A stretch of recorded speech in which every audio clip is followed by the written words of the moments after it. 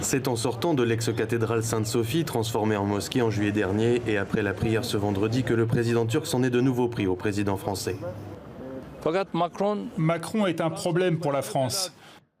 Avec Macron, la France vit une période très dangereuse.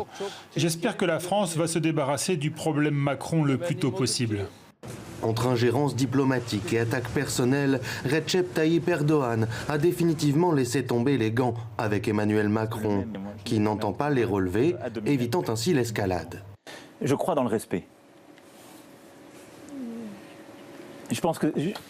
Je suis en train de dire que nos sociétés sont de plus en plus violentes. Elles le sont aussi parce que les dirigeants ont donné un exemple de violence. Et donc je pense que l'invective entre dirigeants politiques n'est pas la bonne méthode. Exacerbée en octobre dernier, après le soutien du président français au droit de caricaturer le prophète Mahomet, la colère d'Erdogan s'est ravivée ce vendredi à propos du conflit entre l'Azerbaïdjan et l'Arménie. Alors que Paris co-préside le groupe chargé de trouver une issue, le Sénat et l'Assemblée nationale français ont adopté des résolutions favorables à une reconnaissance du Haut-Karabakh. Désormais, la France a perdu son rôle de médiateur. Pourquoi?